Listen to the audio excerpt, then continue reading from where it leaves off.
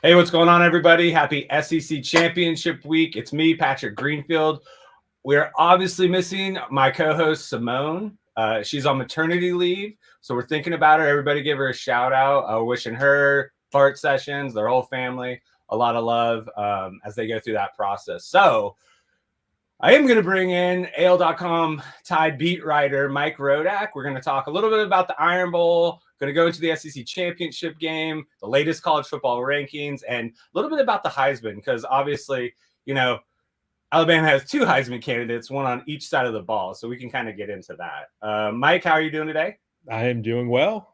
All right. One-on-one today. I like it. Yeah, one-on-one. This is my first hosting gig, everybody, so, give me a little bit of a break. But we're going to do a quick rewind. We're going to look back at the 2021 Iron Bowl, which was obviously, I don't know what happens in Jordan-Hare, down there in Auburn, but every time the Crimson Tide step in there, it becomes kind of an epic battle. What did you take away, the goods and bads from Alabama in this game? Yeah, I think it's one of those games where you almost have to kind of write it off to a certain extent because it is the Iron Bowl. And I think even Kirby Smart said that this week, where he's like, I've played in his case, I've coached in that game a whole bunch of times, and it's just different. And I think everybody in Alabama knows that Alabama could have, let's say last season, and the way that they played all through that last season. If they had gone to Jordan-Hare Stadium the last week of last season, who knows what would have happened? Like it's that sort of game. It's that sort of place for them.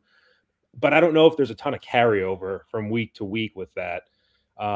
So, I mean, will the defense play as well as it did against Auburn? Maybe, maybe not. Will the offense play as poorly? Maybe, maybe not. I do think you kind of have to look at some stuff from that game in a vacuum, just because of the intensity of it and the crowd and all that. And look, I think it was obviously, they completely pulled the rabbit out of their hat at the end of the game.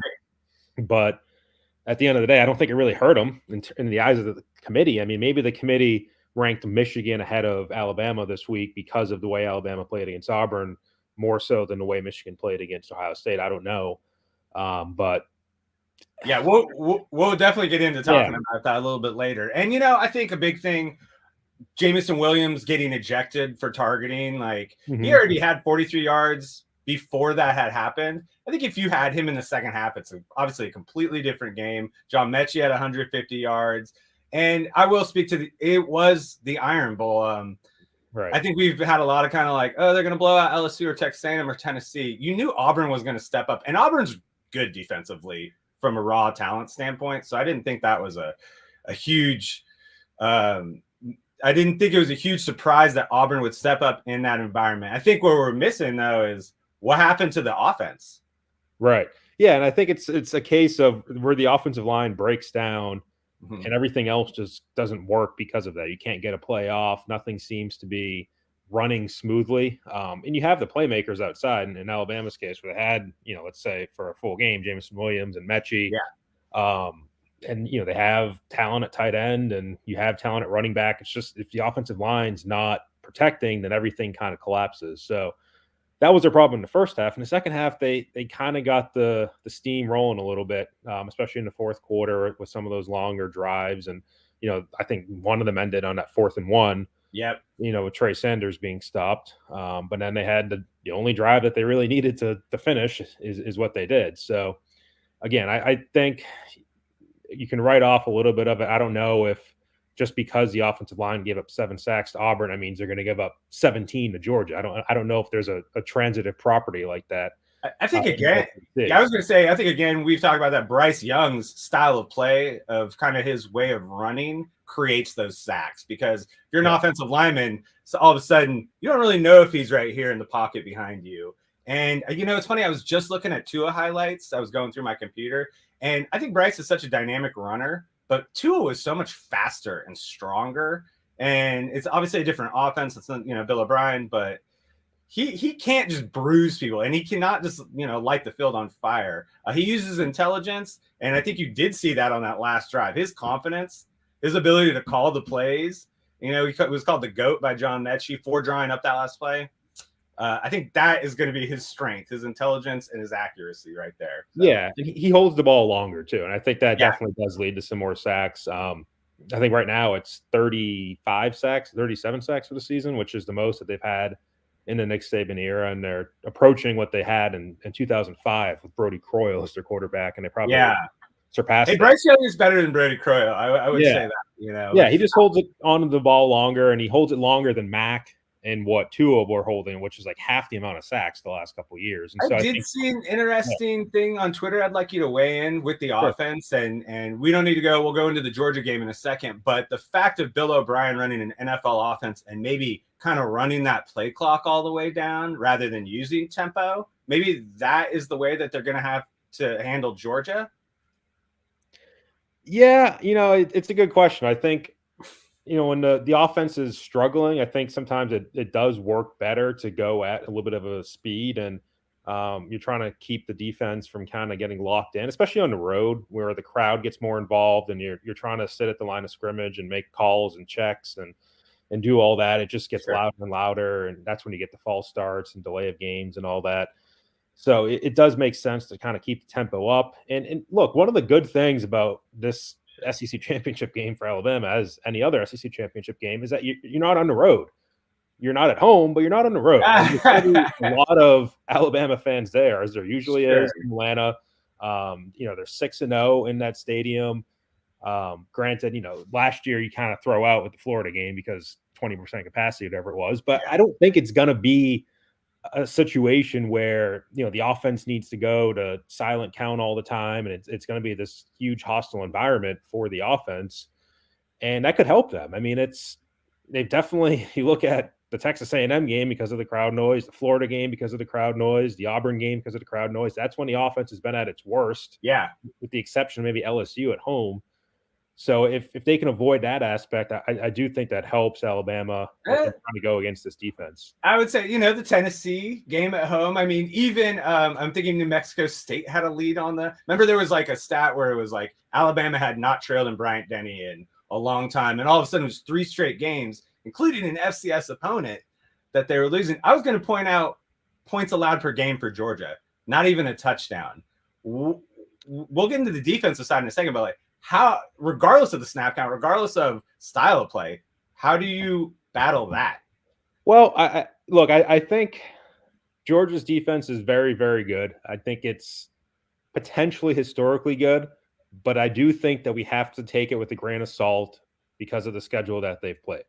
And at this point, the best team, when you're looking at the current rankings that they've played, Clemson. And Clemson's offense has been very bad this year. It's been a disappointing season for that quarterback. That was not going to be a threat.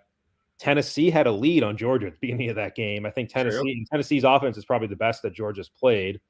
And other than Kentucky's offense is sort of up there, but that, I don't know if that's striking fear. They haven't played an Ole Miss. They haven't played in Alabama. They haven't played somebody outside of the conference their non-conference games, I think, were Georgia Tech and UAB. Yeah. Charleston Southern. Oh, UAB. Whew.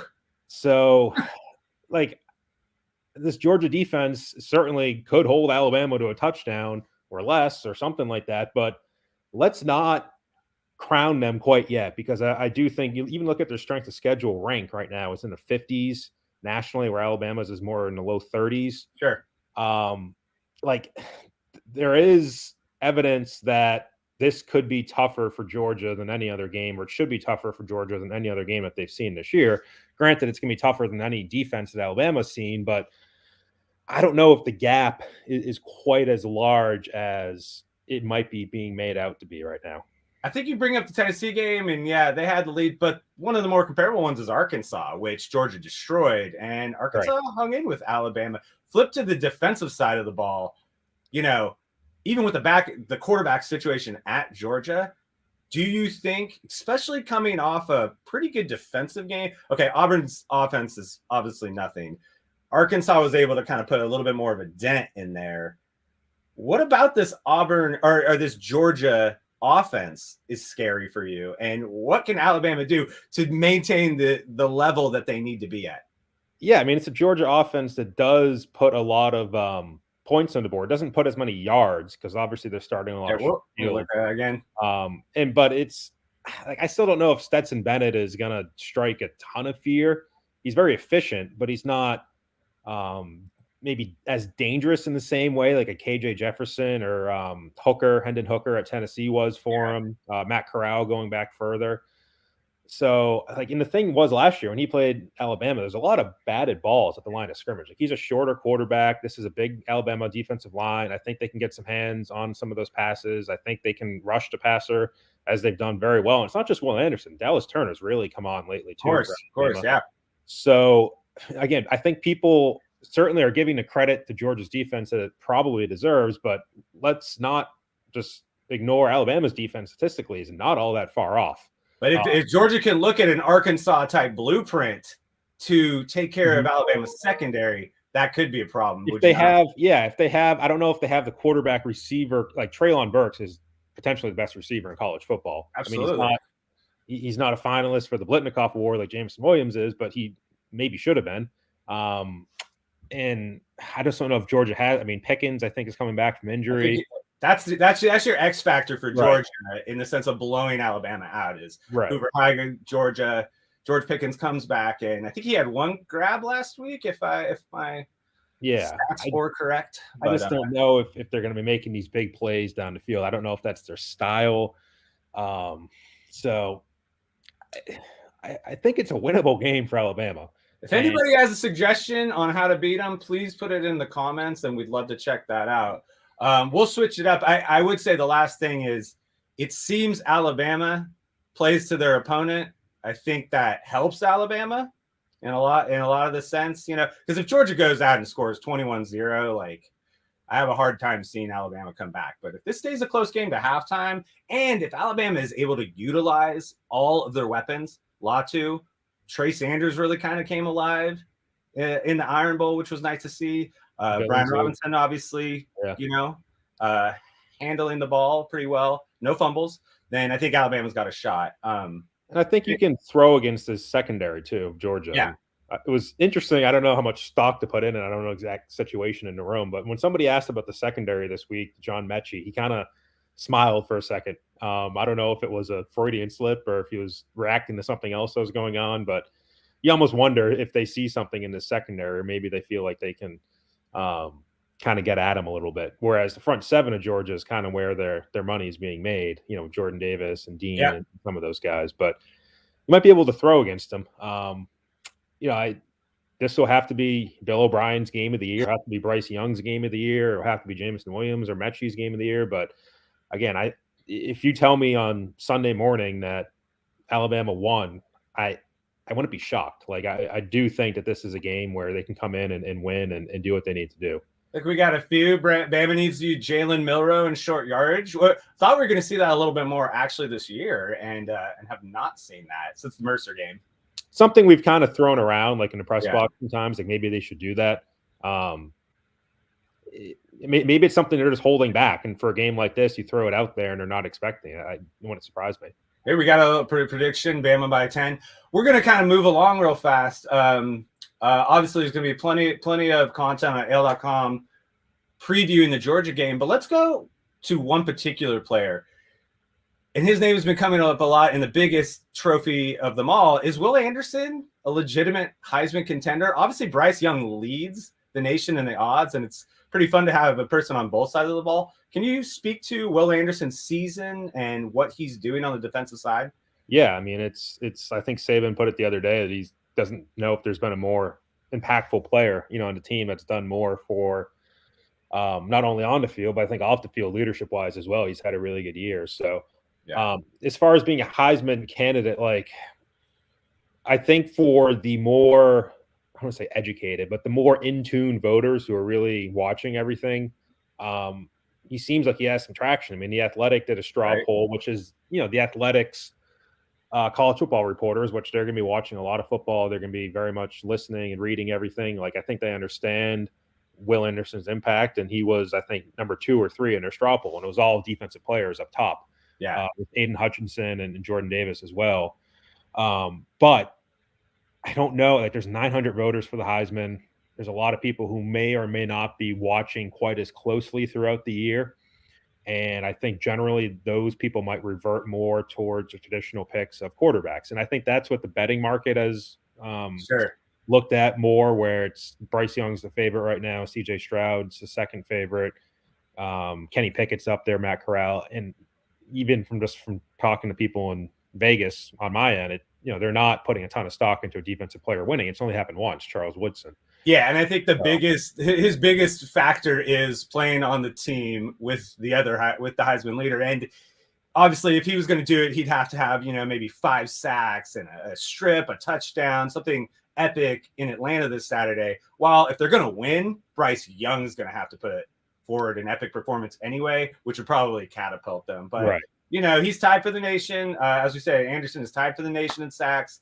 Leads tackles for losses by, I want to say 8, which is almost like a 30% jump compared to the next guy. Mm-hmm. And he has been something else. I'm actually going to go see Alabama 5-star commit Jeremiah Alexander tonight in the 7A championship game in Birmingham. And I'm very excited. I know a lot of guys get buried on the depth chart at Alabama, but Jeremiah Alexander on the other edge rushing next year, opposite of Will Anderson, is something that Tide fans should be pretty excited about. So yeah. I mean, I think Dallas Turner right now is probably going to be that guy next year. Throw them all in. They have Drew Sanders, who's a 5-star kid. Exactly. They have Chris Braswell, who has 5 stars. Quandarius Robinson, Keanu Cott. Like, there's a lot of talent at outside linebacker. That's been a position that they've really, really recruited the last few years, and it's paying dividends. I mean, that's the engine that's driving their defense right now. I would say that Alabama fans are in such a unique position compared to other college football fans that this is like a down year to be ranked number 3. And you guys have very lucky. I think a lot of people know that.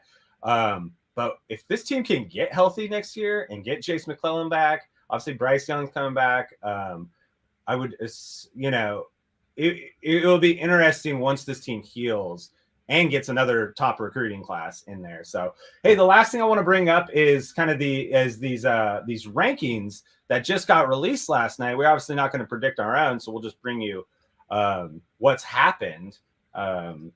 You want to speak on this? Of Michigan jumping Alabama at all? Obviously, Oklahoma State jumping Notre Dame. Yeah, it wasn't something that Gary Barta, the committee chairman, was asked last night. I think there was obviously a lot more questions about Notre Dame and Brian Kelly's situation, but sure. I think it probably speaks for itself that the committee thought Michigan played well enough against Ohio State versus what Alabama did against Auburn, that they were number 2 and Alabama didn't move up to number 3. I think that's pretty obvious. And at the end of the day, I'm not sure it matters a whole lot unless, if Michigan loses to Iowa, then they're probably out. I think it beats Iowa. I think it mattered. Sorry. Yeah.